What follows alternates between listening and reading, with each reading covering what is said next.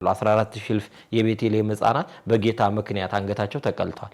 መጻጉ በቤተ ሳይዳ ተፈውሷል ማለት የለብንም። ተውሎ የከተማ ሰው አንድ ነበር ያው እሱም ሸጠው የከተማው ሰው የዳነ ሰውስ በደል ያስባል። ገናን የሚያከብረው ናይት ክለብ ሄዶ ከመጨፈር ጋር አያይዞ ነው። እኚህ ልጆች ሲጠጡ አይደለም ህይወታቸው ያለፈው፣ በዘር ከፍለው ሲጋደሉ አይደለም። ብዙ አመት የቆዩ የበሰበሱ በሽተኞች የነበሩበት ቦታ ነው። ገንዘብ ስለከፈሉ ብቻ መሄድ ኪሳራ ነው ብዬ ስለማስብ በኔ ትርዳ ብለ የፈጠርክልኝ አሳሳተችኝ ብሎ ከሰሰው። 38 አመት ሙሉ ለምንስተኛ አሁን ጸበል በሌትር የሚያስከፍሉ ሰዎች ይሄን ሲያዩ ምን ይላል?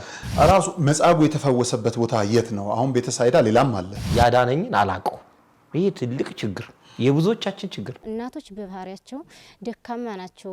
ችግሩን ፀሐዩን ሀሩ መቋቋም አይችሉምና እድሉ ለነሱ ይሰጣቸው ብለው ይሄን እድል ሰጥተውን የኛ ተሰራልን። እዚህ ጎጆ 4-5 ሆነን እናራለን። አልበቃም ሲል ደግሞ ከደጅ ነው እንደዚህ በቃ ሆኖ የምናድር ማለት ነው። ምንም አማራጭ የለም። ሀብሌ ላይ አገዳ ምናምን ስለማይገኝ ከፍተም ስለሚበላው ራሱ በግዥም ስለማይገኝ ያው ከተት ብሎ ከመቻል ውጭ ሌላ አማራጭ የለም። አስፈለገ ደግሞ ኬንዳ የሚለብሱት ነገር በውስጥ እንደዚህ አድርጎ በውስጥ ሰውየው ሊለብስ ይችላል። ላስቲክ ለብሳችሁ ነው የምታድሩት? የኛ ሲሰራ ደግሞ እነሱ ደግሞ አሁንም ያሉት ከባዶ ከበረሃው ላይ ነው ወድቀው ያሉት። ልክ እኛ ድሮ ላይ እንደነበር ነው ማለት ነው። ከዚህ በኋላ ከገዳማያኑ የምትቀበሉት እምነት ነው። ከገዳማያኑ የምትወስዱት ጸበል ነው። ከገዳማያኑ ደርሳችሁ መታችሁ የምትወስዱት ጸሎት ነውና እነዚህን ለመውሰድ ስትመጡ አባቶቻችሁ ደክመው አባቶቻችሁ ጎሬ ስር ወድቀው ማየትን የመሰለ ክፉ ነገር የለምና ምናልባት እግር ጥሏችሁ ስትመጡ አባቶቻችሁ ወድቀው እንዳታገኙ አደራ ድጋፋችሁን አድርጉ። እስካሁን ስላደረጋችሁልን በጎ አድራጎት ሁሉ እኛ ስንለምናችሁ የነበረውን ሁሉ ስላሟላችሁልን የኛን የልቦና መሻት እንደፈጸማችሁልን መልአኩ ቅዱስ ሚካኤል ደግሞ የእናንተንም የልቦና መሻት ይፈጽምልኝ። ወደ ቅድስት ሀገር ኢየሩሳሌም ልዩ መንፈሳዊ ጉዞ ከዮድ አቢሲኒያ አስጎብኝና የጉዞ ወኪል ጋር ሁሌም በምንሰጠው አገልግሎት ከበሬታና መሬታ የተቸረው ድርጅታችን ዮድ አቢሲኒያ ዛሬም እንደ ትላንቱ ደረጃውን በጠበቀ መስተንግዶ፣ ጥንቃቄና ኃላፊነት ባለው አሰራር የምዕመናንን ደህንነት ጠብቀን ሁሉንም ቅዱሳን ስፍራዎች ለእኩለ ጾምና ለፋሲካ ለማስጎብኘት ወደ ቅድስት ሀገር ኢየሩሳሌም ጉዞ ምዝገባ ጀምረናል። እርሶም የታደሰ ፓስፖርቶን በመያዝ ቦሌ ብራስ ሆስፒታል አጠገብ ዮድ አቢሲኒያ የባህል ምግብ አዳራሽ ቅጥር ግቢ ውስጥ ወይም 4 ኪሎ ቅድስት ሥላሴ መንፈሳዊ ኮሌጅ አንደኛ ፎቅ ላይ ከሚገኘው ቢሮአችን ፈጥነው ይመዝገቡ። በቡድን ከ5 በላይ ሆነው ለሚመጡ ልዩ ቅናሽ እንሰጣለን። ለበለጠ መረጃ በሞባይል ቁጥራችን 0927 35 66 54 ወይም 53 ይደውሉልን። ዮድ አቢሲኒያ አስጎብኝና የጉዞ ወኪል። የጃንደረባው ጉዞ ወደ ቅድስት ሀገር ኢየሩሳሌም። ማርያም ሐዘነ ልቡና ታቀልል ማርያም ሐዘነ ልቡና ታቀልል ሐዘነ ልቡና ሐዘነ ልቡና ሐዘነ ልቡና ሐዘነ ልቡና ታቀልል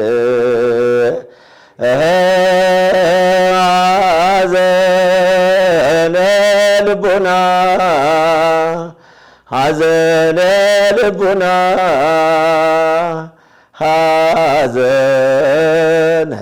ልቡና ሐዘነ ልቡና ታቀልል።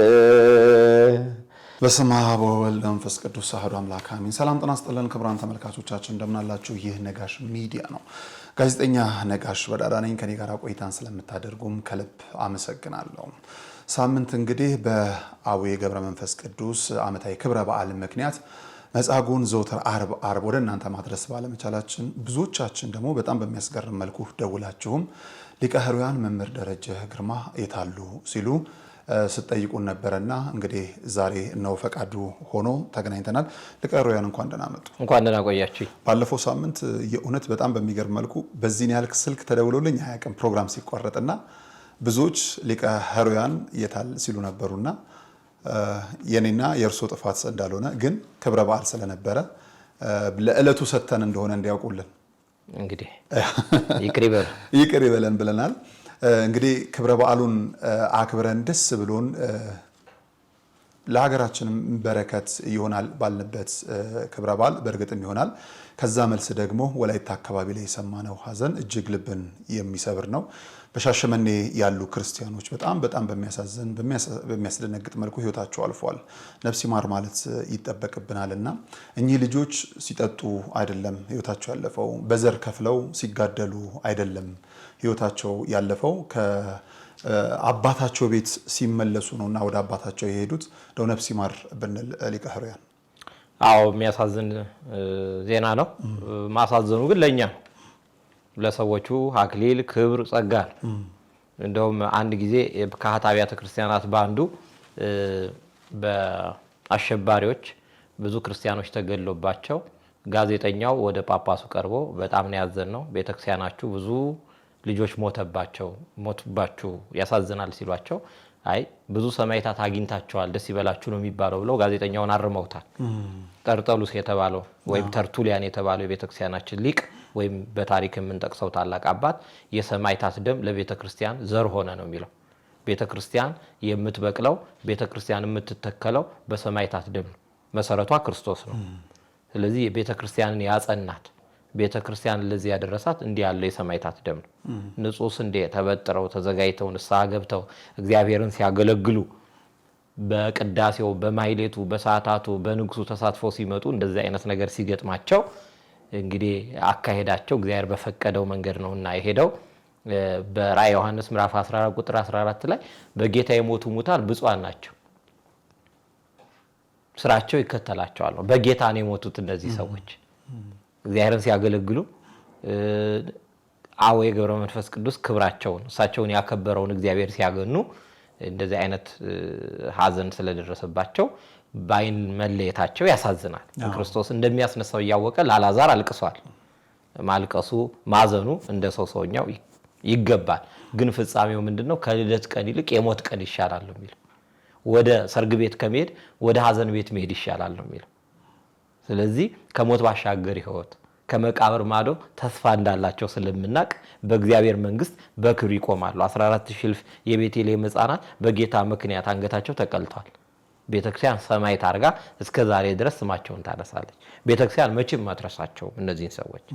ለምሳሌ ዓለም ስትኖር ነጋሽ በዳዳ የሚለውን ስምህን ከሞት ቀን ጀምሮ ሬሳው መጣ ነው የሚባለው እንጂ ነጋሽ መጣ ይባላል። ዓለም ከድርም ያወጣሃል ከቀበሌም ይሰርዛል።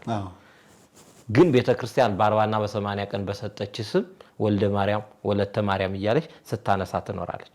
በቤተክርስቲያን ዘላለማዊ እነዚህ ሰዎች ሞቱ ምንለው በቤተክርስቲያን ቋንቋ ስለማይመጥናቸው አረፉ ነው ምንለው። አዎ እዚሁ ጋር ለምሳሌ እንዴት ነው ልናስባቸው የሚገባው? ልክ እንዲህ ለቤተክርስቲያን ለበጎ ስራ እየተጣደፉ ህይወታቸው ያለፉ ሻሸመኔ እንግዲህ ውድ ልጆቿን ስታጣ ይሄ የመጀመሪያው አይደለም። በጥር 14ቱን ጊዜ ማንሳት እንችላለን። እንደ ሀገርም የሚያሳዝን የሚያስደነግጥ ነው። ባንዲራ ዝቅ የሚያደርግላቸው መንግስት አሊያም ደግሞ የሀዘን ቀን የሚያውጅላቸው የህዝብ ተወካዮች ላይኖር ይችላል። ክርስቲያኖች ግን በልባችን ራሳችንን ለጸሎት በምናንበረክክበት በዚህ በአብይ ጾም ደግሞ እነዚህን እህት ወንድሞቻችንን እንደዚሁ ልናስባቸው ይገባል። አንድ ነገር ጠየቁኝ ሊቀ ኅሩያን፣ እኚህ ልጆች እስቲ ግብራቸው ምንድን ነበረ ብያልኩ የተለያየ ነገር ነገሩኝ። የዓለም ስራቸውን አይደለም ከቤተ ክርስቲያን ጋር ያላቸውን ቅርበት ንገሩኝ ብዬ ጠየኳቸው። የመጀመሪያ ያነሱኝ አቡዬ እንኳን ሄደው ዝጊቲ አንደኛውን ነገር እንደ ማህበራቸው ማስታወሻ ጥለው አስቀምጠው የመጡ ናቸው። ያ ማለት ክብረ በዓል ስለተባለ እንደ እንግዳ ደራሽ ሆነው ተነስተው የተሰባሰቡ የሄዱ አይደሉም።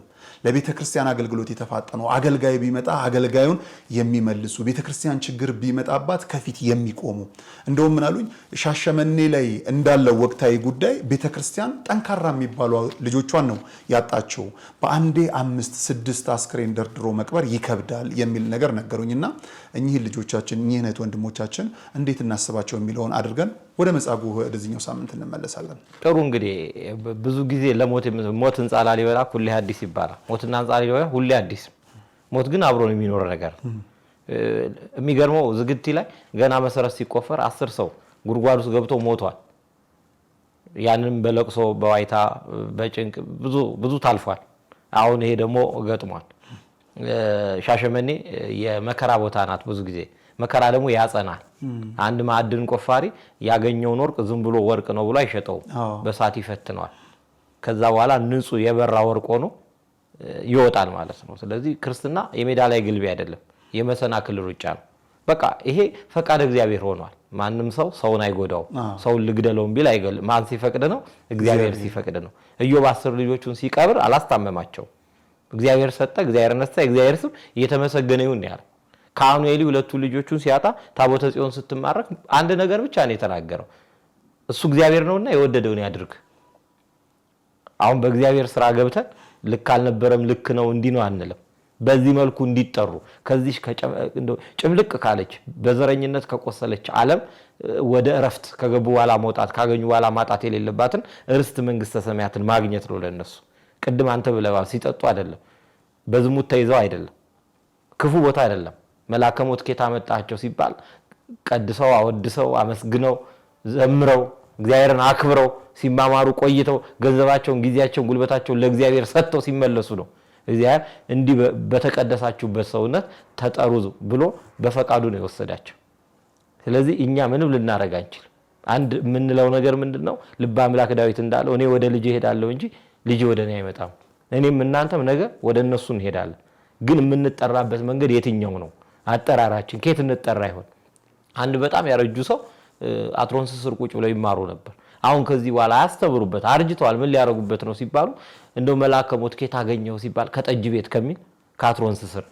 እነዚህ ሰዎች የተጠሩት ከቤተ መቅደስ ከአትሮንስ ስር ከተጓጓዙበት መኪና ውስጥ ነው። ስለዚህ እግዚአብሔር ለምን በዚህ መልኩ እንደወሰዳቸው እሱ ነው የሚያውቀው። ከኛ የሚጠበቀው ምንድነው? ሲራክ እንደተናገረው ለሟቹ ሰው መታሰብ ያድርግለት፣ ጸልይለት። ቤተክርስቲያን የጸሎት ቀን ወስና ፍታታቸውን አድርጋ ዝክራቸውን አዘጋጅታ እነዚህን አገልጋዮች እውነተኛ ሰማይታት ዕውቅና መስጠት፣ ጸሎት ማድረግ፣ የክፍሉ ሊቀ ጳጳስ፣ የሲኖዶስ አባላት፣ የቤተክርስቲያን አባቶች እኛ መመሪያ ሰጪ አይደለም፣ ቢሆንም እንመኘው ለሌላውም ትምህርት እንዲሆኑ ለሌላውም ቤተሰቦቻቸው ቅስማቸው እንዳይሰበር ክርስቶስ ከነበረበት ተነስቶ ለማርታና ለማርያም ለቅሶ ለመድረስ ቢታንያ ድረስ እንደመጣ ሐዘናቸው መካፈል ባለን አቅም ልጆቻቸው የሚመሩት ቤተሰብ ካለ ልጆች ካሏቸው በእነሱ ማለፍ የሚጎዳው ህብረተሰብ በገንዘብም በጉልበትም በጊዜም አጠገቡ ነው በማጽናናት አልተለመደም። እኛ የግብጽ ቤተክርስቲያን ፎቶዋቸውን አመት 2 አመት ለጥፋ አይኤስአይኤስ የፈጃቸውን ሰማይታት እለት ታስባቸዋለች። እንደውም በሰማይታቱ ስም ቤተክርስቲያን ሁሉ ሰርታለች።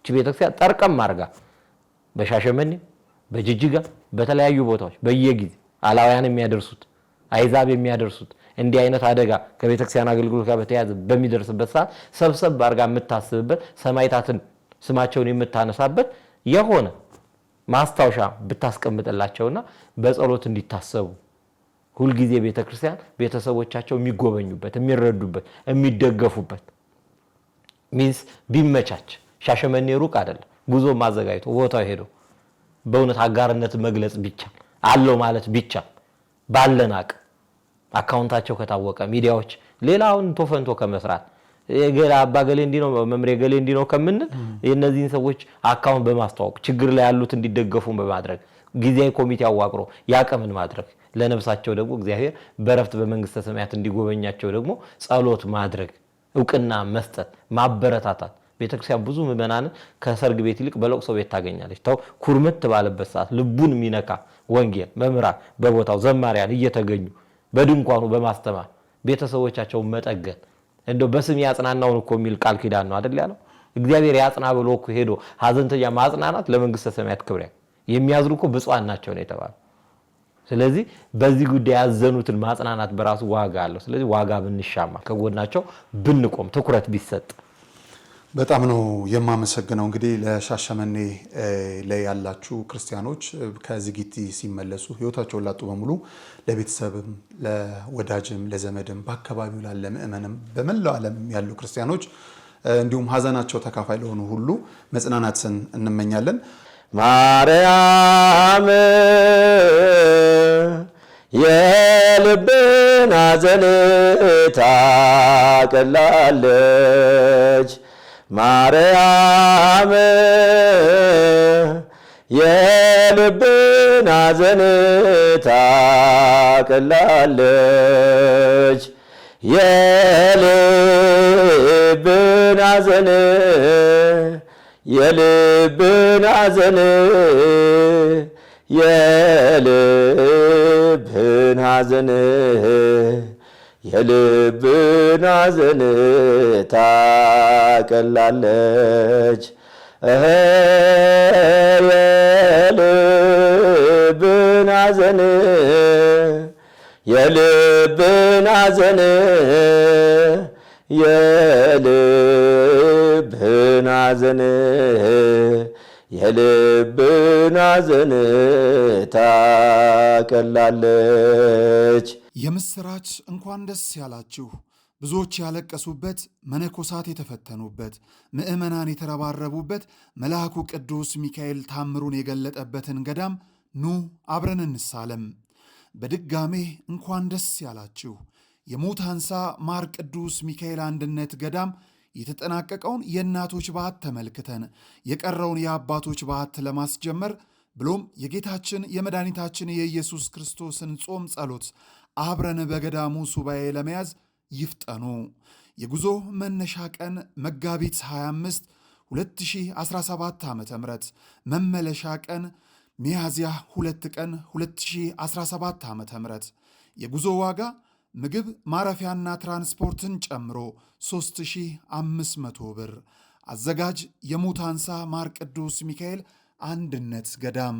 ለበለጠ መረጃ በ0918 07 7957 ወይም በ0938 64 44 44 አሊያም በ0995 19 6609 ይደውሉ።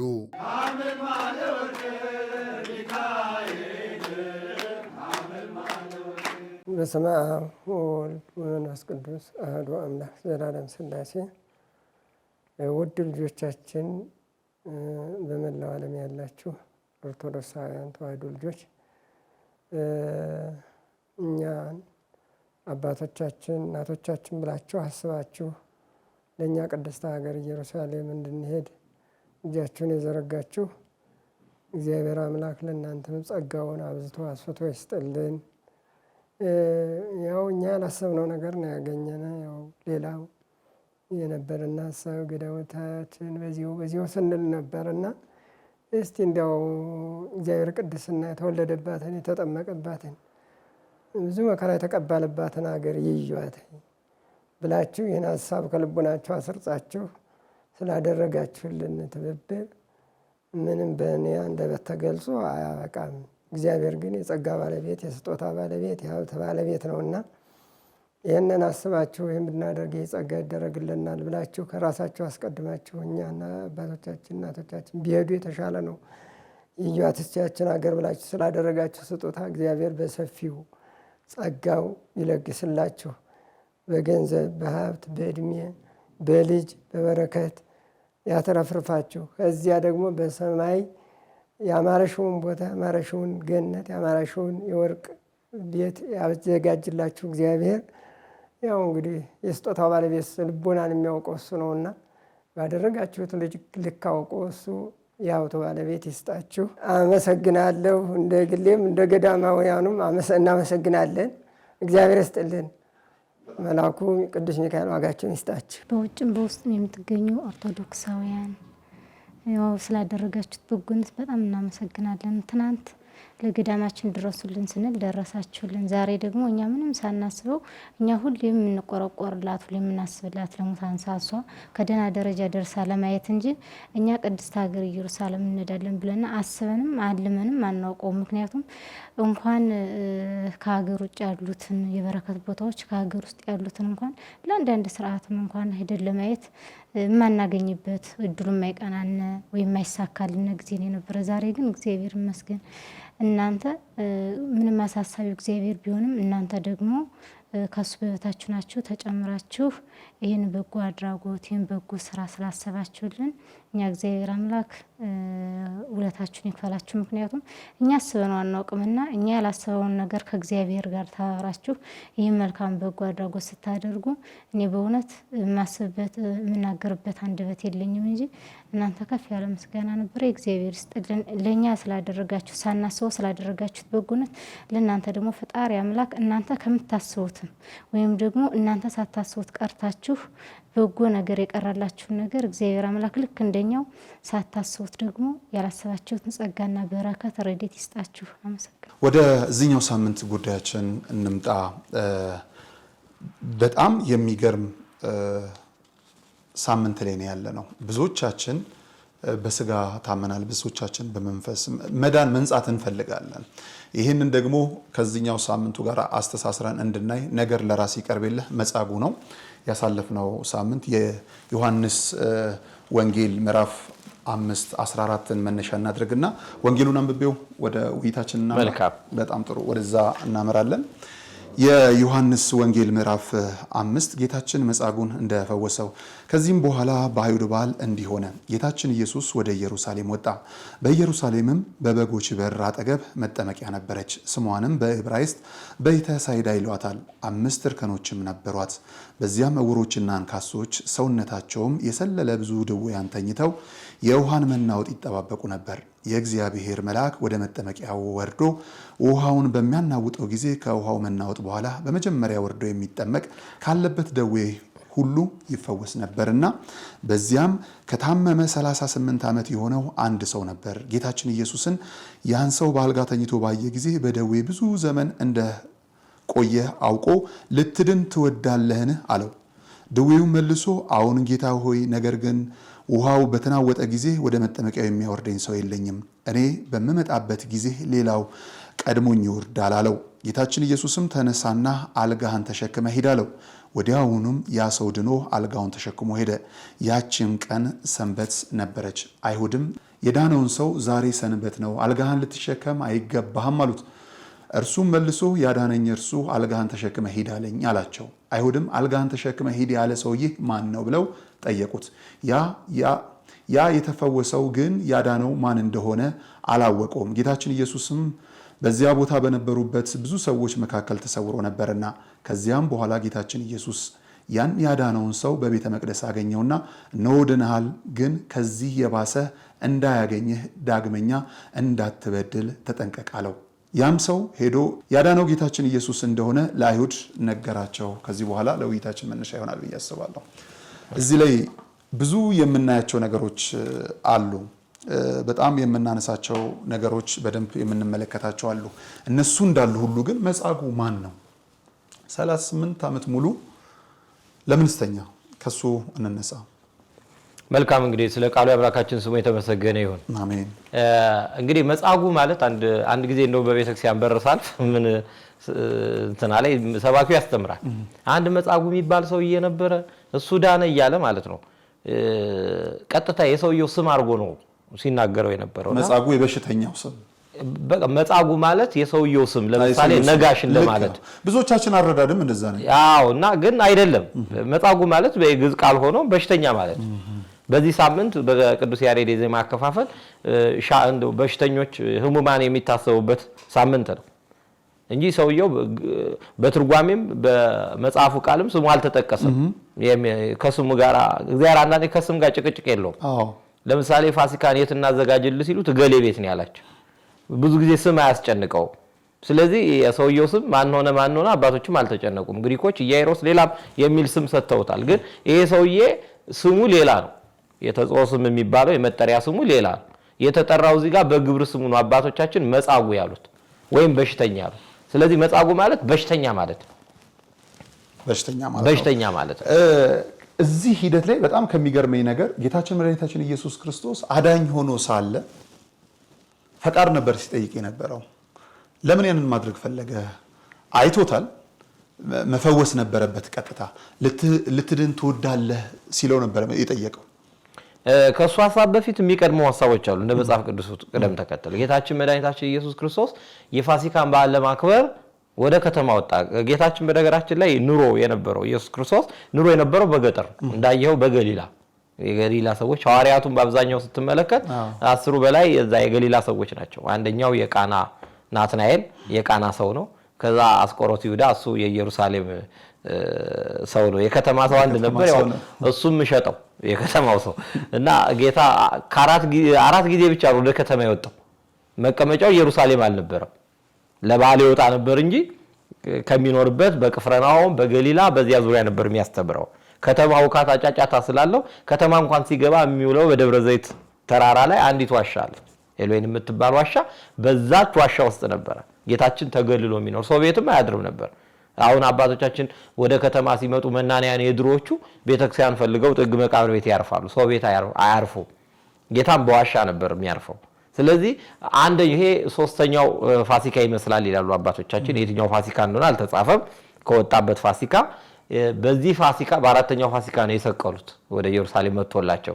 ስለዚህ ጌታችን መድኃኒታችን ኢየሱስ ክርስቶስ በዓል ለማክበር ነው የወጣው። በዓል ለማክበር ወደ ቤተ መቅደስ። ስለዚህ ፋሲካ ሊሆን ይችላል ይሄ በዓል።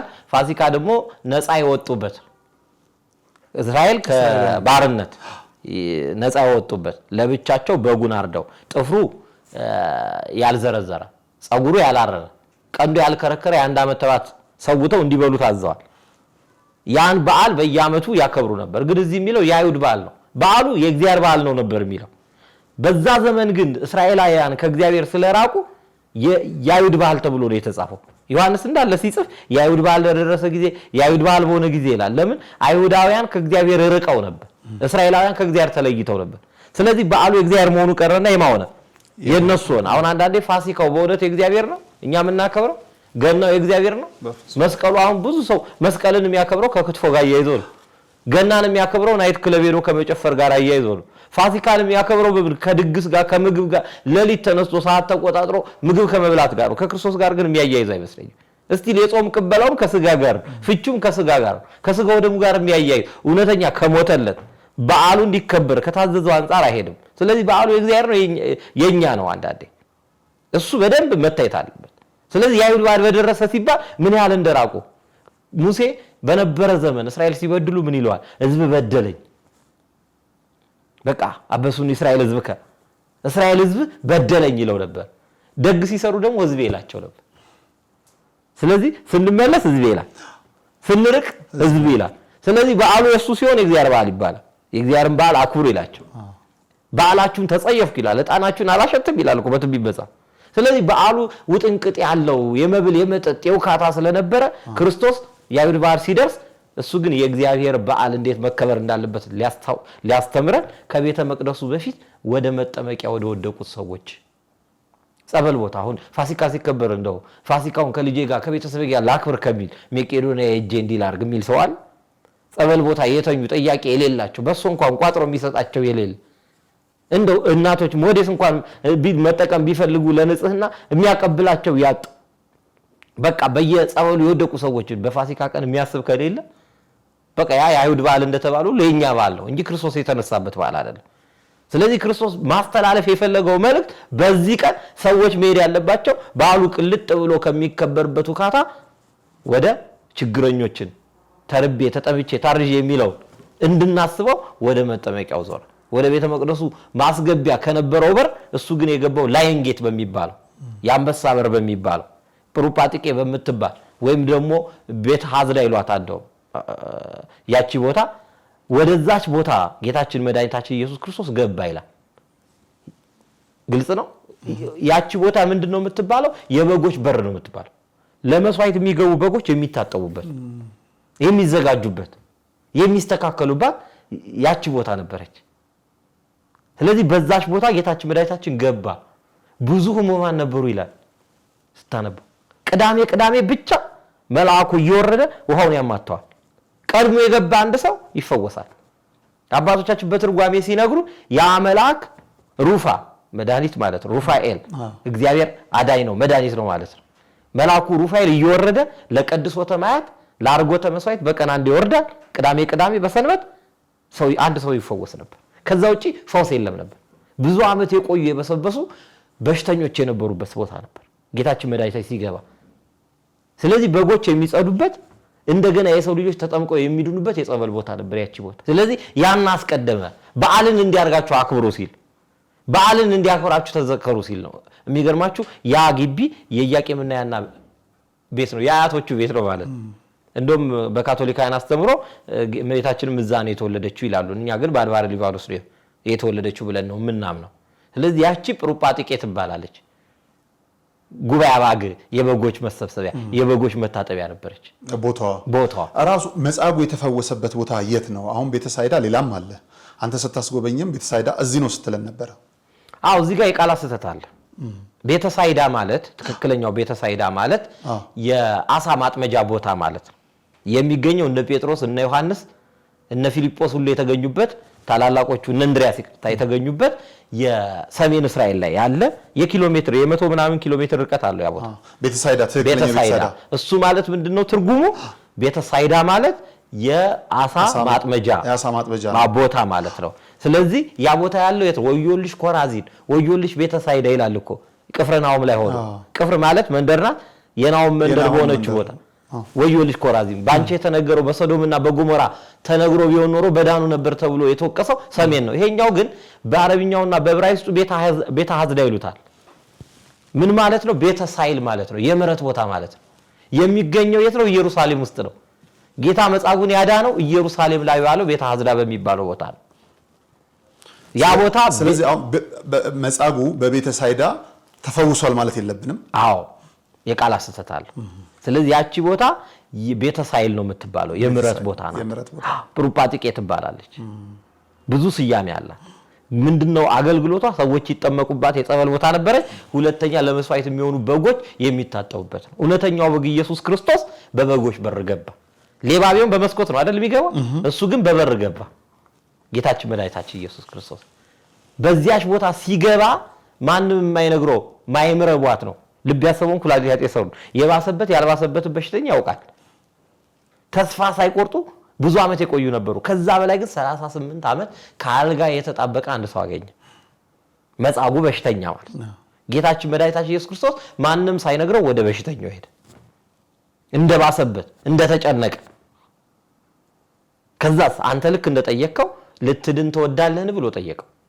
እንግዲህ አንድ ሰው 38 ዓመት ውሃው እስኪማታ ድረስ ይጠብቅ ነበር። እንግዲህ ሕግ ፍጹም አልነበረችም። በዛ ሰዓት ድነት ፍጹም አልነበረችም። እግዚአብሔር ፍጹም እንዳልተለያቸው እንደ ምልክት ነው። ያቺ ቦታ የሰለሞን ቤተ መቅደስ ስትሰራ ውሃዋን በጥበብ ቆርጦ ወደዛ ያመጣት ናት ይላሉ። አይደለም ሕዝቅያስና ኢሳይያስ እስከ 4ኛው ደረጃ 5 ደረጃ ነው ያላት እስከ 6ኛው አውጥተው ይጠቀሙበት ነበር። ለሰው አገልግሎት ይሰጡበት ነበር የሚል ትምህርት አለ። የቆየች ናት ያቺ ቦታ።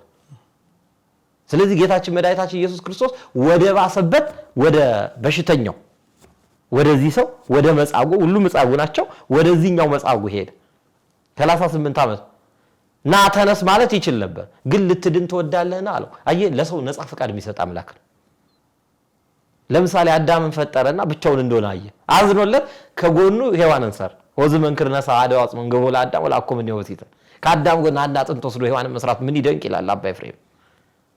ከዛ ትርዳ ብለህ የፈጠርክልኝ አሳሳተችኝ ብሎ ከሰሰው።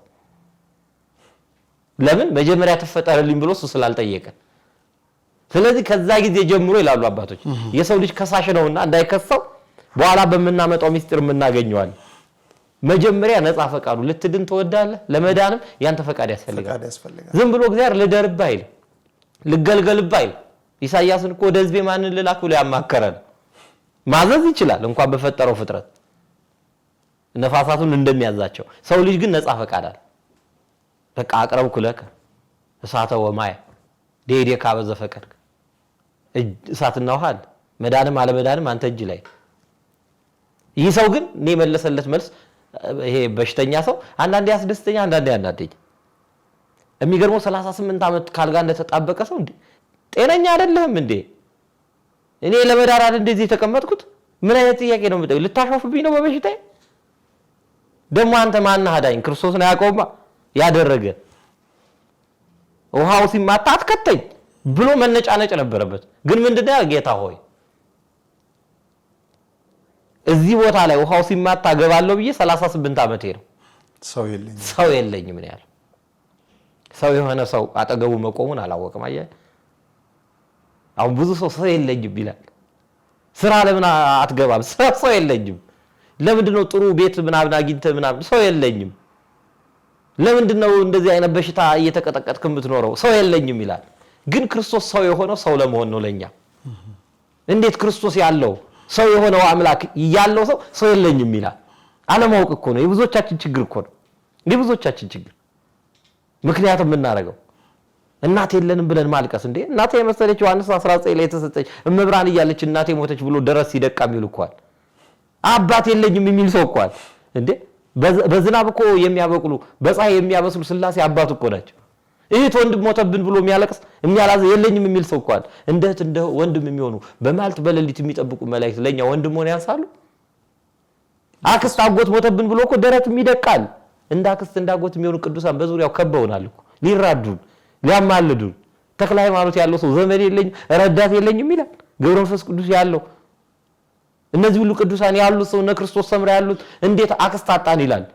እና አርሴማን የመሰሉ ቅዱሳን ሰማዕታት ያሉት ሰው እንዴት አክስት ያጣን ይላል። እርስት ጉት ተነጠቀብን፣ ቤቴ በልማት ፈረሰ፣ ኮሪደር ናዶ የሚል ሰው እኮ አለ። ከገቡ በኋላ መውጣት ካገኙ በኋላ ማጣት የሌለባት ርስት መንግስተ ሰማያት እኮ ናት። ቋሚ በልማት አትፈርስም። መብራት በተራ በፈረቃ የለባትም። ይሄ ያለው ሰው እንዴት ለዚህ እኮ ነው ይሄ የገባው ሰው ቅዱስ ጳውሎስ በእስር ቤት ሆኖ ደስ ይበላቸው በጌታ ደስ ይበላቸው ደግም ይላሉ ደስ ይበላቸው። ለምን በቃ ደስታችን ክርስቶስ ነው። ሐዋርያትን ሰብስቦ ጌታ ደስታችሁን የሚወስድባቸው የለም ነው ያለው። መጽሐፉ ግን ይሄ ስላልገባው ሰው የለኝም ማለት ይሄን የተናገረበት ይላሉ አባቶቻችን። እሱ የ31 ዓመት ጎልማሳ ነው ጌታ። ደቀ መዛሙርቱ 12ቱ ሰውነታቸው ጥሩ ነው። 5000 ህዝብ ይከተላል፣ የ10 መንደር ህዝብ። ስለዚህ አንዱን አዞ እኔ ሄዳለሁ እናንተ ግን ቆይታችሁ ቅዳሜን ጠብቃችሁ ውሃው እስከተቱት ይዳን እንዲልለት ነው እንዲያዝለት። አሁን አንዳንድ ሰው መዳን በክርስቶስ ብቻ ነው ይላል። እውነት ነው። እውነተኛው ድነት ያለው የባህሪ አምላክ ሆኖ እኔ እናንተን በነፍስ በስጋ የሚያድነን እውነተኛው አምላክ ክርስቶስ ነው።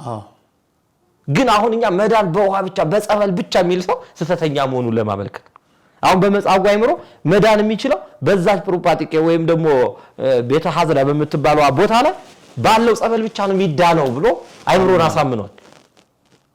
በቃ በዚህ ነው ምንድነው ብሎ አሳምኗል። ግን የመዳን መንገዱ ብዙ ነው። ክርስቶስ ያድን ካየ አንዳንዱ ምንድነው ያለው የልብሱን ጫፍ ነክታ ያቺ ሴት ደሙ አልቆመ ቆሟል እኮ። አንዱን ደግሞ ዮሐንስ 9 ላይ ያለው ያቺ እንትን አይኑ ላይ ምንም ግንባር የነበረ አይን ያልነበረውን ሰው ምን አደረገ? ምራቁን ጥቅ አደረገ፣ በአፈር አቦካው። ከዛ በኋላ አይን ሰራለት። በቃ ዳንኳ አየው ሲል አይደለም በሰሌም ተጠባለው ጸበል አዘዘለት። አይ እምድነው በክርስቶስ እጅ ነው ብሎ አምኖ መጥቶ ነበር። ግን የሚያድነው ጸበል ነው። አየህ የመዳኛው መንገዱ ብዙ ነው። እስቲ አይን የሌለውን ሰው የሚደናበር ሰው ሸለቆስ በፈለቀው ውሃ ታጠብ ማለቱ ክርስቶስ ራሱ ጸበል ያዛል። አይ ጸበል ያዘዘው እኮ ክርስቶስ ነው ራሱ ፈጣሪ። በሰሌው ሜዳ ምን በል ታጠብ ጨርሻለሁ ጣጣዬን ካለው ሊቀ ካህናት ክርስቶስ እያለ ራስን ለካህና ሳይድ ያለው በኑዛዜ ደግሞ ይድናል። የመዳኛው መንገድ ብዙ ነው። ይሄ ሰውዬ ሰው የለኝም ነው አይደል ያለው። የሚረዳው ሰው የለም፣ የሚያግዘው ሰው የለም። ስለዚህ ክርስቶስ ራሱ ሊያድነው መጣ። የሚረዳ ከሌለ ክርስቶስ መርጦ ይመጣል ሰው ከሌለ። የሚገርመው ደግሞ እዛው ቅፍርናሆም ላይ አንድን ሰው ሊያድኑት ወደዱ። ግን እንዴት ወደ ጌታ ያቀርቡት? ሰው ወስቶ ከቧል። ምን አደረጉ? ጣራውን ነቀሉና ከናልጋው ወረወሩ። ታየ የነሱ እምነት ይሄን ሰው ምን አደረገው? አዳነው። እንዲህ ሆኖ የሚድን ሰው እኮ ከጌታ እግር ስር ወድቆ ማለት ነው። ከአልጋ መወርወር ወገብ ይሰብራል አይደል? ግን ጌታ ፊት ሲሆን ጌታ እግር ላይ ሲሆን ደግሞ አፈፍ ብሎ ያስደሳል። አንድ ደግሞ የሚለይ እምነት አላይ። ያ 10 አለቃ 100 አለቃ የመቶ አለቃው ምንድነው ያለው? አሁን በጾመ ድጓ የሚገርም ቅዱስ ያሬድ ይሄን በሽተኛ ሁሉ አምጥቶ እንዳለ ተርኮት በዜማ አባቶቻችን ሲያንቆረቁሩት ነው የሚያድሩት። እይደሎኒ ከመትባት አይተጠፈረ ቤት እኔ ናና አድነኛ አይደለም ናና ዳሰኛ አይደለም። ይሄ በውሃ ላይ ያለው አይደል? ይሄኛው ደግሞ ነው መምጣት አይጠበቅብም፣ ውሃም አያስፈልግም። ያንተ ቃል ብቻ እዝዝ በቃልህ እዘዝ ብላቴና ይድናል።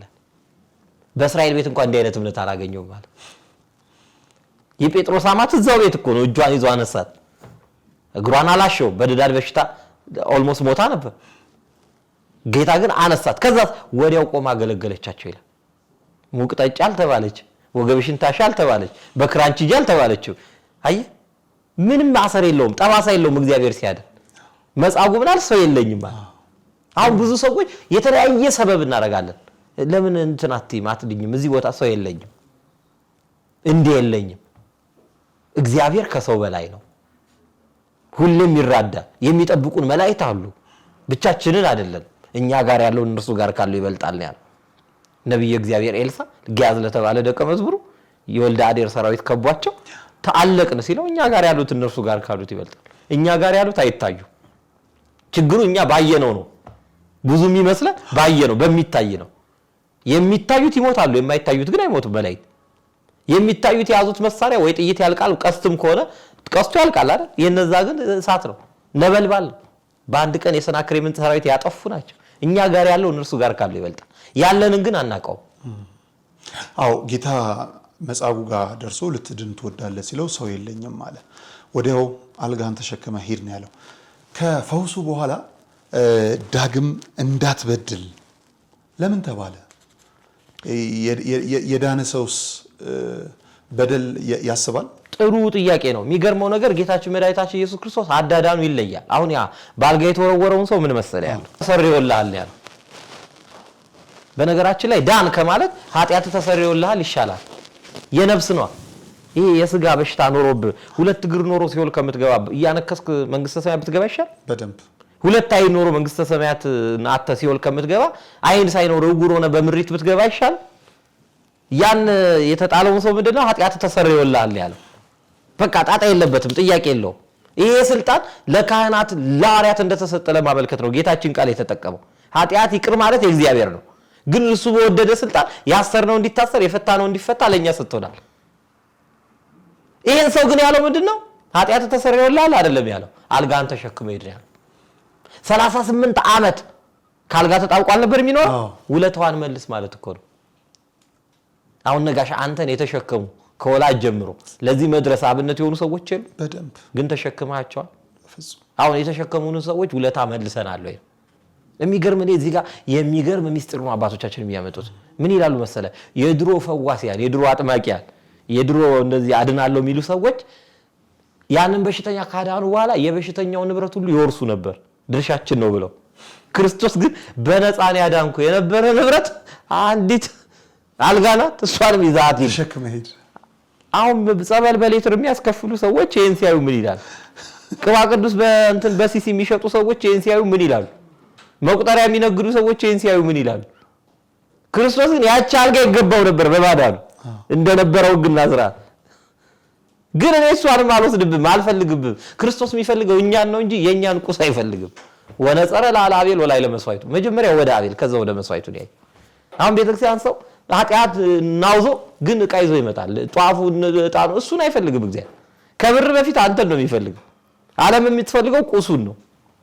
ክርስቶስ የሚፈልገው ግን እኛን ነው። በነፃ ዓለምን አንድያ ልጁን እስኪሰጥ ድረስ ዓለምን እንዲሁ ወዷል። በነፃ በቃ በነፃ ነው። ድነት በነፃ ነው። ፈውስ በነፃ ነው። ስለዚህ አልጋን ተሸክመ ሄድልኝ ነው ያለው። ውለታ መልስ፣ ብድር መልስ። ቤተክርስቲያን ተሸክማናለች እኮ ብዙ የተሸከሙ ሰዎች አሉ።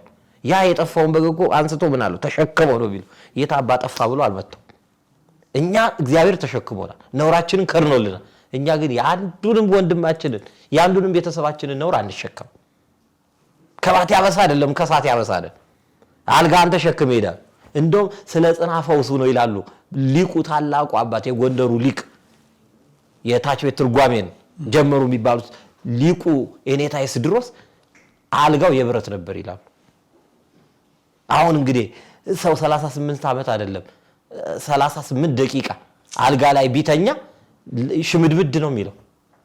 ሙቅጠጣ አልተባለም የሰውዬ ወይ ደግሞ በክራንቺ አልተባለም። እግርን ታሽ አይደለም የተባለው፣ ትንሽ አገግም አይደለም የተሸከመች ምን አለው ተሸክመ ሂዳ።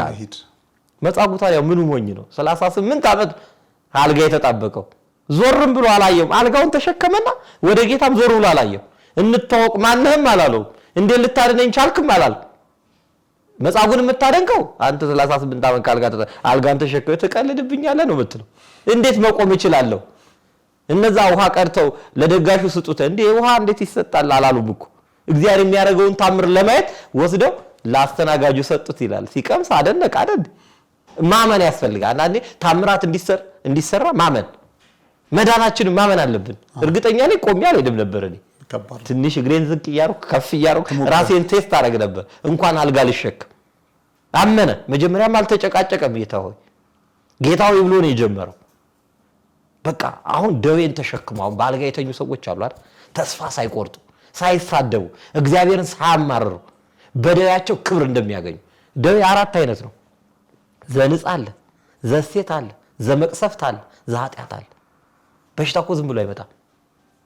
ዘንጽ የሚባለው እንደ ጳውሎስ እንደ ጢሞቴዎስ የጳውሎስ እንግዲህ የልብሱ ዘርፍ ሙት ያስነሳ ነበር። እሱ ግን የራስ ፍልጠት ነበር፣ የጎኑ ጋት ነበር። አንሳልኝ ማገልገል አልቻልኩም ሲለው ኃይሌ በድካም ይገለጽ ዘንድ ጸጋዬ ይበቃሃል። በራሴ ጉልበት ነው የሰራሁት እንዳትል ቁንጠጣ ያስፈልጋል አለው። አይገርም? አላነሳልም። ብዙ ቅዱሳንን ያቸው አንድ ነገር ይጣልባቸዋል እንዳይተብቱ። ጢሞቴዎስን የመሰለ የሱ ደቀ መዝሙር ምን ነበር? የሆድ ህመም ነበር። የጣፈ የሆድ ህመም እንደውም ለሆድ ህመም ጥቂት ነው ያለው። እዚህ ጋር አስምርበት፣ ጥቂት ነው ያለው። ገልብጥ አይደለም ያለው። ጠጣ ስከራ ጥቂት ወይን ጠጅ ጠጣ ያለው። ብዙ ቅዱሳን ህመም ነበረባቸው። የንጽህና ምሳሌ እንደውም በገዳም ያሉ አባቶቻችን ሳይታመሙ አመቱ ካለፈ ምን ይላሉ? ምን ነው እግዚአብሔር አልጎበኘኝም ይላል። ዘሴት የሚባለው ደግሞ የዋጋ ነው። እንዴት ያለ ነው ቢባል እንደዮ በቁስል ተመታ። እግዚአብሔር እከክ ሲሰጥ ጥፍር አይነሳም ይባል ነበር። እሱ ግን ጥፍሩ አልቆ በገል ያከለብ። ከዛስ ጤናውን እጥፍ ሀብቱን እጥፍ አደረገለት። የዋጋ አለ ደግሞ ያለ ስራ ዋጋ ያለ መከራ ጸጋ የለማ። እንደ የመቅሰፍት አለ፣ እንደ ሳኦል አለ። እርኩስ መንፈስ ይጫወትበት ነበር። እንደዚህ የሚያጎሳቁል አለ እኮ እንደ መቅሰፍት እንደ አሁን እንደ ኮቪድ እንደምን ድነት የሌለው እንትን መድኃኒት የሌለው በሽታ አንዴ በአገር ይወርድ የለ እንደዚህ አይነት እንደ አጋግ እንደ ሰናክሬም እንደ ሄሮድስ ተልቶ ራሱን በልቶ እንደሞተው ፈርዖን ላይ እንደደረሰው አይነት መቅሰፍታል። ከዚህ ይሰውራል። አሜን። በኃጢአት የሚመጣ ደግሞ አለ። እንደማን ያለ ነው? እንደዚህ ሰውዬ የዚህ ሰውዬ ኃጢአት ነው።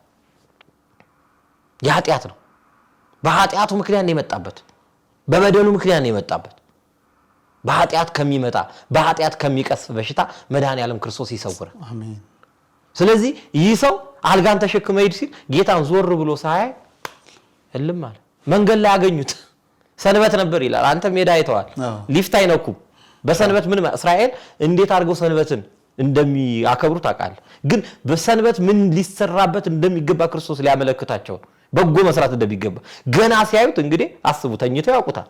ፊቱ አይጠፋም። 38 ዓመት ከዛ አይጠፋም ነበር። አንተ እንዴት በሰንበት አልጋን ተሸክመህ ትሄዳለህ ነው ያሉት። ሰዎች በእኛ መዳን ደስ አይላቸው፣ መላእክት ደስ ይላቸው። አዳም ሲድን እኮ ስብሐት ለእግዚአብሔር ብለዋል። የሰው ልጅ ግን በፍጹም በእኛ መዳን ሀብት ስናገኝ ይሄማ ጠንቁሎ አስጠንቁሏል። ጤና ሆነን ሲያዩ ተጎሳቆለ፣ ከሳ፣ መጠጠ ይላሉ። ድኗል ግን እንደ ድሮ አይደለም ያነክሳል ይላሉ እንጂ በመዳናችን አያመሰግዱ። እንዴት ማን ይሄን ያደረገው? እንዴት ዳንክ ነው ያሉት። ይህ ሰው መጨረሻ ምንድን ነው ያለው? ያዳነኝን አላቀው። ይሄ ትልቅ ችግር፣ የብዙዎቻችን ችግር። ያዳነንን እንኳን አናቀው፣ የፈወሰንን እንኳን አናቀው፣ ውለታው ያለልንን አምላክ እንኳን አናቀው። በራሳችን ኃይል ያደረግነው ነው የሚመስለን ብዙዎቻችን።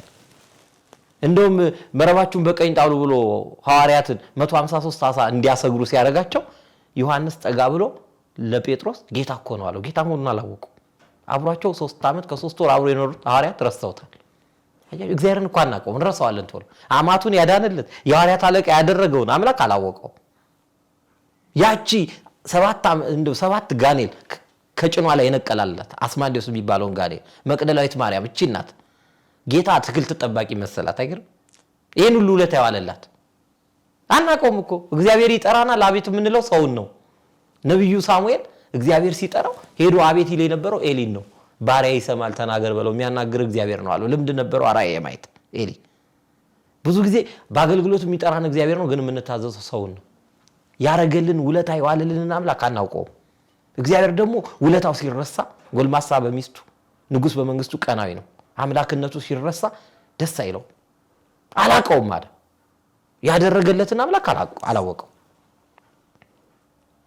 አይሁድም ተናደዱ። በሰንበት እንዴት አሁን እኛ በሰንበት ምን እያደረግን? ሰንበት እንዴት እያከበር? እየጠጣን እየበላን። በቅርብ አንድ ገዳም ሄጄ ነበር።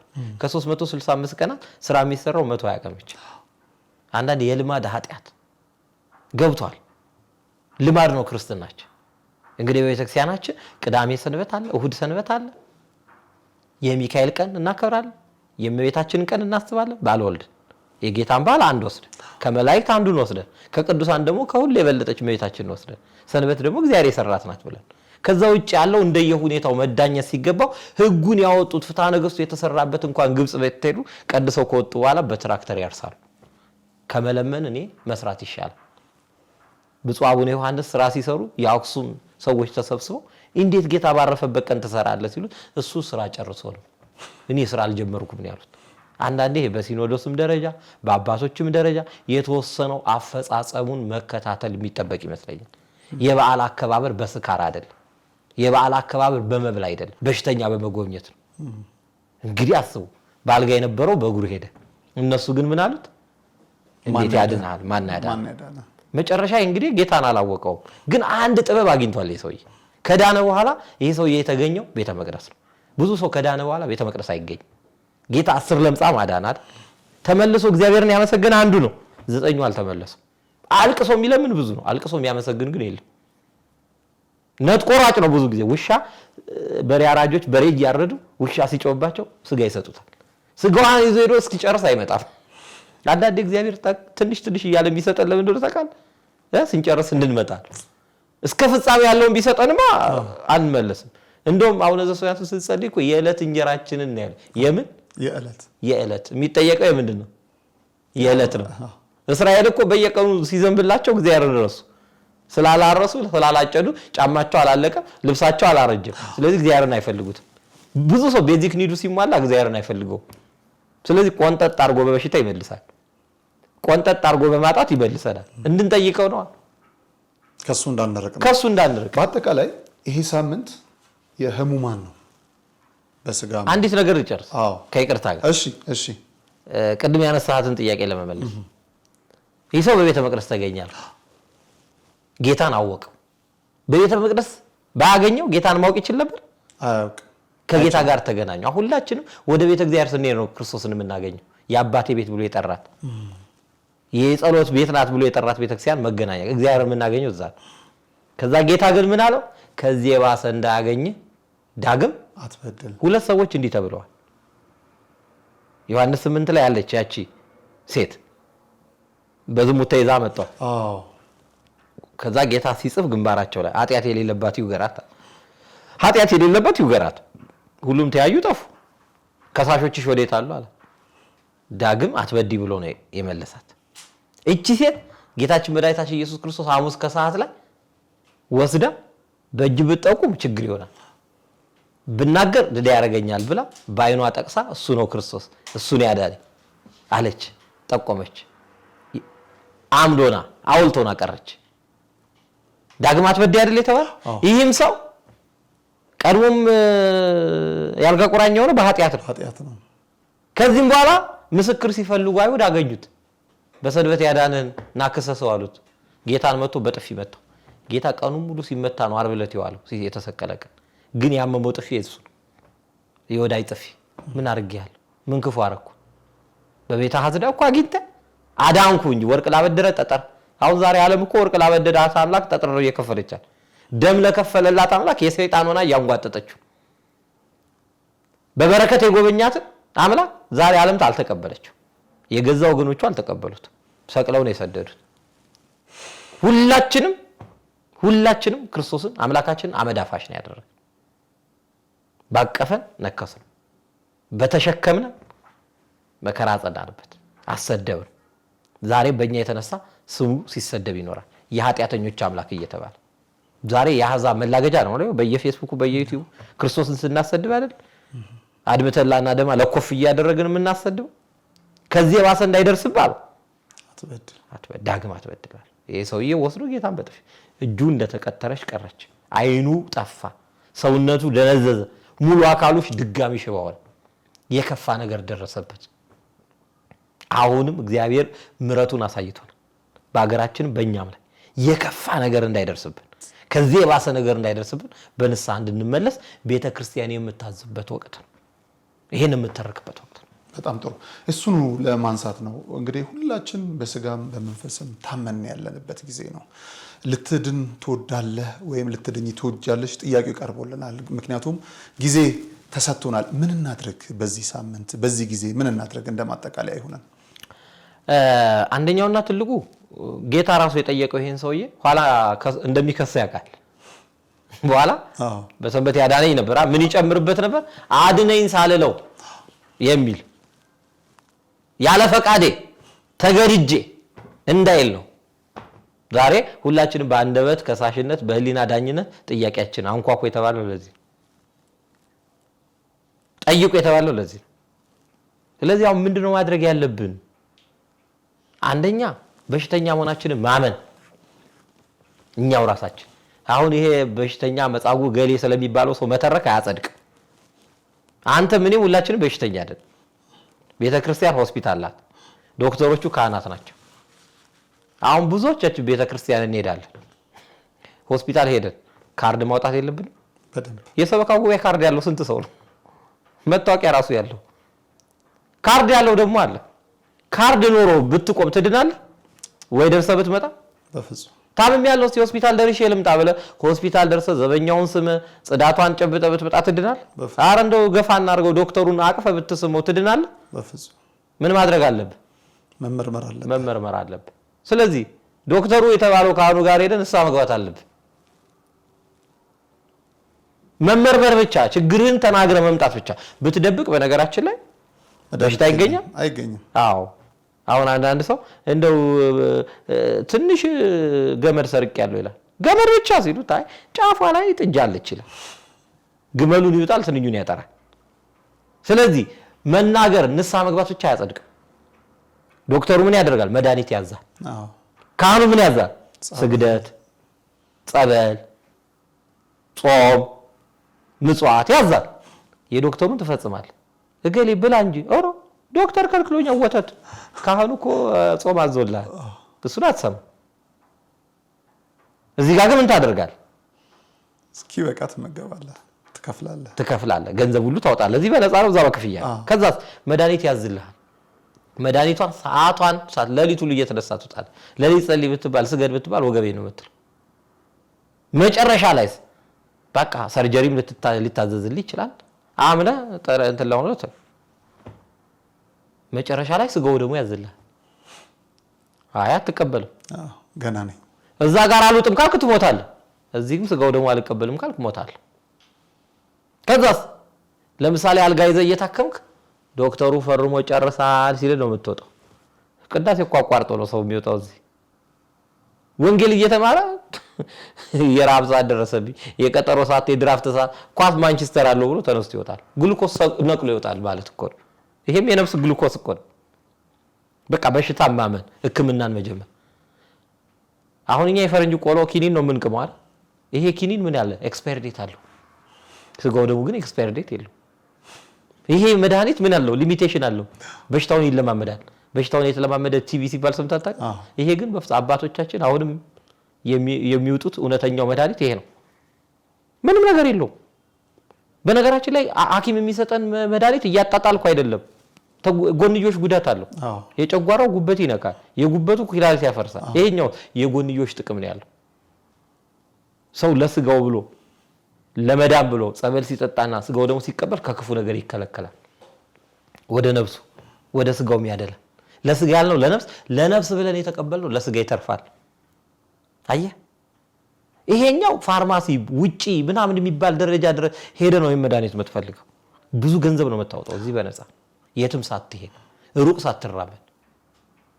አንዳንዴ መድኃኒቱ እዚህ የሚሰጥ በብራንድ ይለያያል። የቱርኩ፣ የህንዱ፣ የሀገር ውስጡ ይላል አዳኝነቱ። አንዳንዴ ፈልገውም ይጣ። እዚህ በጭቃም ተሰራ በጨፈቃ ቤተክርስቲያን አንድ ናት። ገጠርም ሄደው ቁራ፣ እዚህም ሄደው ቁራ፣ እዛም ጸበል ጠጣ፣ እዚህም ጸበል ጠጣ፣ አንድ አይነት። አሁን እዚህ የሚሰጥ መድኃኒት ለህፃናት፣ ለስኳር መድኃኒት በሽተኛ፣ ለደም ብዛት ይለያያሉ መድኃኒቶች ካለብህ ችግር የተነሳ። እዚህ የህፃናት የተለየል፣ የዋቂ የተለየል፣ ከሊቅ እስከ ደቂቅ ውጠህ የምትተኛው። አንደኛ በሽታ ማመን፣ ከዛ መመርመር፣ ከዛ መድኃኒቱን በአግባቡ መውሰድ። ይገርም ነው፣ የሚደንቅ ነው። ፈዝዤ የቀረው በጣም ነው ደስ ያለኝ። የእውነት የተሰጠን ብዙ ነው መጠቀም ብንችልበት፣ እንደየመክሊታችን ደግሞ እንድናፈራበት እርሱ አምላካችን ፈቃዱ ይሁንልን። የጾም ወቅት ነው እንግዲህ ይህን ሁሉ ሰምተን ብቻ ሳይሆን የምንተገብር መሆን መቻል አለበት። እግሮቻችን ለቤተ ክርስቲያን ለስጋ ወደሙ መፍጠን መቻል አለባቸው። ሊቀ ኅሩያን ዲያቆን ደረጀ ግርማ እጅግ በጣም በሚያስገርም በሚያስደንቅ ሁኔታ በሚጣፍጥ አንደበት ነው ቃለ እግዚአብሔርን የመገቡን። እንግዲህ ልክ እንዳልነው ባለፈው ሳምንት የአቡነ ገብረ መንፈስ ቅዱስ ዓመታዊ ክብረ በዓል ስለነበረ ያንን ፕሮግራም ማስተላለፍ አልቻለም። የፊታችን አርብ ደግሞ እንደዚሁ ደብረ ዘይትን እንቀጥላለን። እስከ ትንሣኤው ድረስ ያሉ ጊዜያቶችን ሁሉ አብረን እናገኛለን። ከስር ምናልባት ስልክ ቁጥሮች አሉ። በዛ ደውላችሁ እሳቸውን ማግኘት የምትችሉ ከሆነ በእኔ ስልክ ቁጥር ልታገኟቸው ትችላላችሁ። እንደዚሁ ደግሞ የደብረ ገሊላ ቅዱስ አማኑኤል ቤተክርስቲያንንም በተወሰነ መልኩ የእርሳቸው ስብከተ ወንጌል እዛ የሚያገለግሉ ነው። እዛም ምን ይመስላል አገልግሎት ብለን ደግሞ በእርሶ ደብረ መተን የምናይ ይሆናል። እንደ ማጠቃለያ እንደ መዝጊያ ምናልባት ይህንን የመጻጉዕን ስንመለከት ከምንጎበኘው ከምንመለከተው አንዱ ስፍራ ነው። ለትንሣኤ ስንሄድ የተለየ ነገር እዛ ምን እናያለን? ወደ ማጠናቀቁ ስለመጣን ሰዎች ወደ ቅድስት ሀገር ሲሄዱ ምንድነው ሊያደርጉ የሚገባ? ገንዘብ ስለከፈሉ ብቻ መሄድ ኪሳራ ነው ብዬ ስለማስብ በኔ ምን ተዘጋጅተው ይሄዱ? እንግዲህ የቅድስት ሀገር ኢየሩሳሌም ተጓዥ ሲባል ከሌላው ዓለም እኛ እንለያለን። ሌላው ጎብኚ ነው የሚባለው፣ ቱሪስት ነው የሚባለው። እኛ ግን ተሳላሚ ነን። ያ ደግሞ ከኢትዮጵያው ጃንደረባ ጀምሮ ከንግስት ሳባ ጀምሮ ወደ ኢየሩሳሌም ሄደን ጥበብ እስከ ማግኘት ሃይማኖት እምነትን ይዞ እስከ መምጣት ያደረሰን ነው። ያንን መንገድ ተከትለን ነው የጃንደረባው ጉዞ ነው የምንጓዘው። ጃንደረባው ደግሞ ምን ነበረ? ሰረገላው ላይ ሆኖ ፎቶ ሲያነሳ፣ ሰረገላው ላይ ሆኖ ዕቃ ሲገዛ አልነበረም። መጽሐፍ ነበር የሚያነበው። መጽሐፍ ሲያነብ የትንቢተ ኢሳይያስን ገልጾ ሲያነብ ነው። ጠጋ ብሎ ፊልጶስ መንፈስ ቅዱስ ነው የላከው። ኢትዮጵያውያን ትሑታን ናቸው፣ የምታነበውን ታስተውለዋለህ ሲለው ያለ ተርጓሚ ነው ያለው። ትሕትናውን ተመልከቱ። ኢትዮጵያውያን ምን አይነት ናቸው ተብለው በውጪ ጋዜጠኞች ኃይለ ሥላሴ ሲጠሩ ትሑታንና ኩሮዎች፣ ፓራዶክስ ያለው ይመስላል። በፍቅር ለመጣ ትሑታን፣ በጠብ ለመጣ ደግሞ። ስለዚህ ጃንደረባው ጉዞ ከሆነ የምንሄደው መጽሐፍ የጸሎት መጽሐፋችንን ይዘን ከእግዚአብሔር ጋር መገናኝ፣ ከሰው ጋር ልንገናኝ አይደለም። ዘመድ ለማስቀናት አይደለም። አይቼዋለሁም ለማለት አይደለም። በእግር ሳይሆን በልብ ነው መኬድ ያለበት። ስለዚህ እንደ ኢትዮጵያዊ ጃንደረባ መጽሐፍ ይዘን መሄድ ያለብን።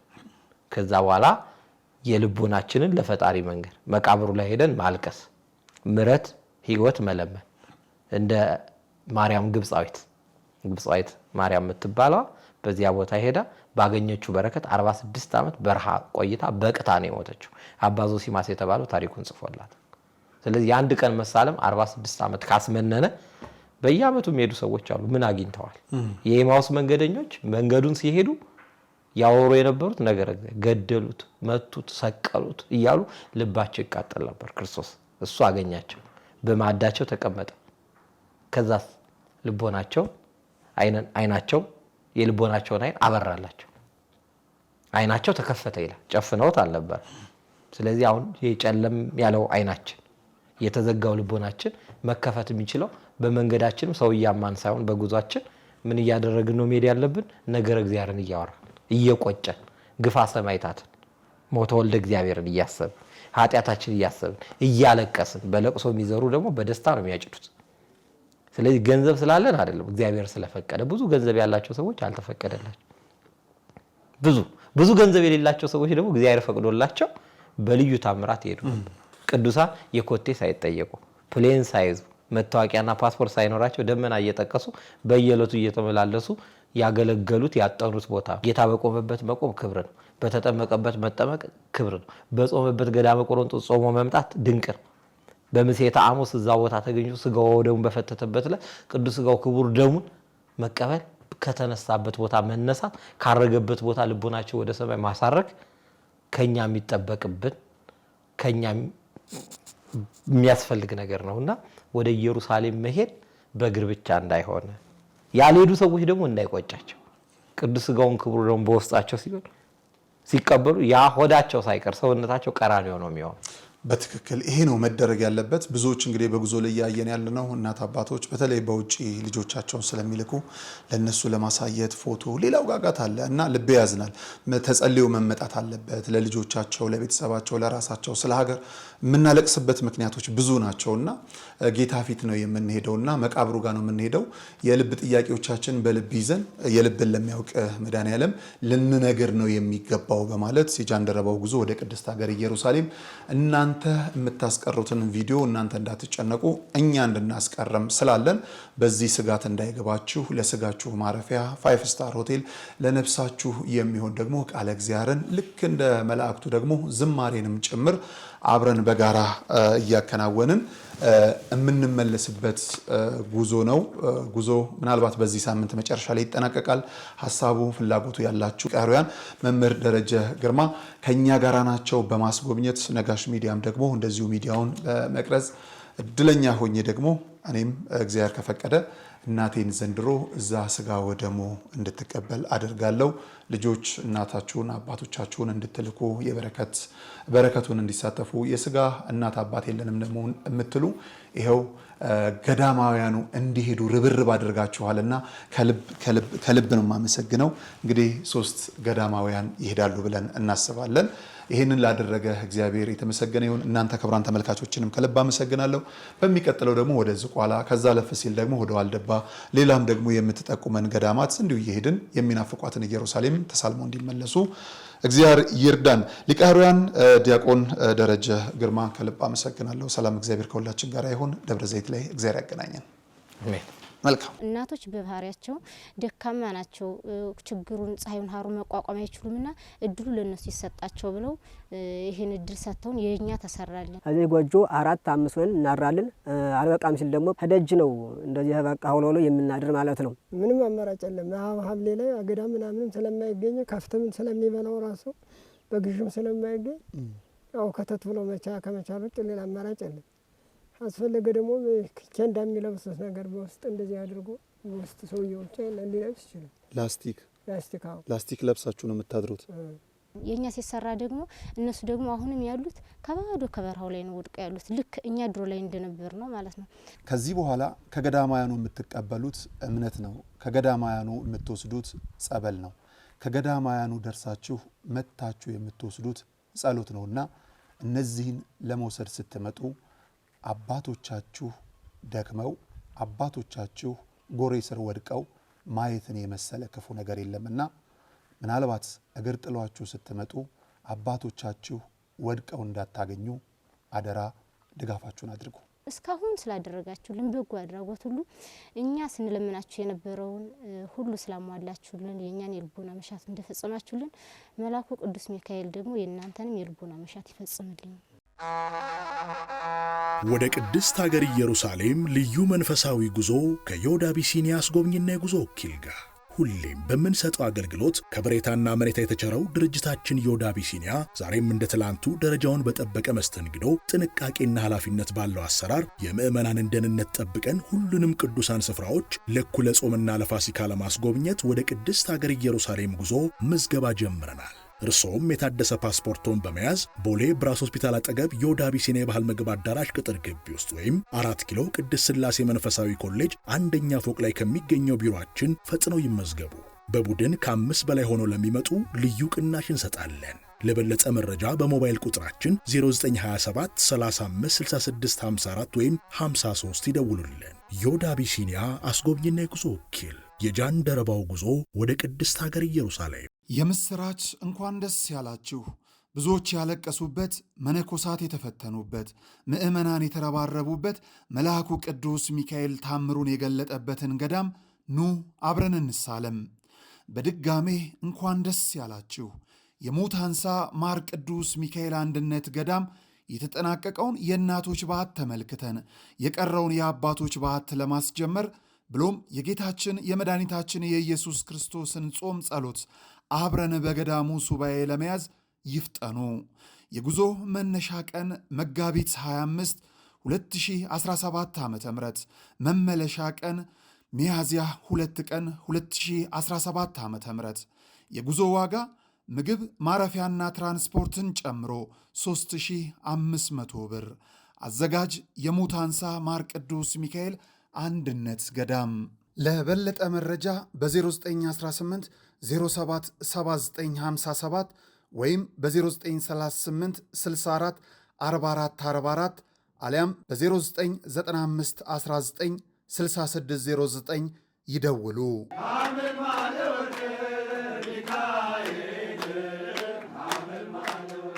በስመ አብ ወወልድ ወመንፈስ ቅዱስ አሐዱ አምላክ ዘላለም ሥላሴ። ውድ ልጆቻችን፣ በመላው ዓለም ያላችሁ ኦርቶዶክሳውያን ተዋሕዶ ልጆች እኛን አባቶቻችን እናቶቻችን ብላችሁ አስባችሁ ለእኛ ቅድስት ሀገር ኢየሩሳሌም እንድንሄድ እጃችሁን የዘረጋችሁ እግዚአብሔር አምላክ ለእናንተም ጸጋውን አብዝቶ አስፍቶ ይስጥልን። ያው እኛ ያላሰብነው ነገር ነው ያገኘነ። ያው ሌላው የነበረና ሀሳብ ገዳሞታችን በዚሁ ስንል ነበርና እስቲ እንዲያው እግዚአብሔር ቅድስና የተወለደባትን የተጠመቀባትን ብዙ መከራ የተቀባለባትን ሀገር ይዩዋት ብላችሁ ይህን ሀሳብ ከልቦናችሁ አስርጻችሁ ስላደረጋችሁልን ትብብር ምንም በእኔ አንደበት ተገልጾ አያበቃም። እግዚአብሔር ግን የጸጋ ባለቤት የስጦታ ባለቤት የሀብት ባለቤት ነውና ይህንን አስባችሁ ይህን ብናደርግ የጸጋ ይደረግልናል ብላችሁ ከራሳችሁ አስቀድማችሁ እኛና አባቶቻችን እናቶቻችን ቢሄዱ የተሻለ ነው ይዩዋት እስቲያችን ሀገር ብላችሁ ስላደረጋችሁ ስጦታ እግዚአብሔር በሰፊው ጸጋው ይለግስላችሁ። በገንዘብ በሀብት በእድሜ በልጅ በበረከት ያተረፍርፋችሁ። ከዚያ ደግሞ በሰማይ ያማረሽውን ቦታ ያማረሽውን ገነት ያማረሽውን የወርቅ ቤት ያዘጋጅላችሁ እግዚአብሔር። ያው እንግዲህ የስጦታው ባለቤት ልቦናን የሚያውቀው እሱ ነውና ባደረጋችሁት ልክ አውቆ እሱ የሀብቱ ባለቤት ይስጣችሁ። አመሰግናለሁ። እንደ ግሌም እንደ ገዳማውያኑም እናመሰግናለን። እግዚአብሔር ይስጥልን።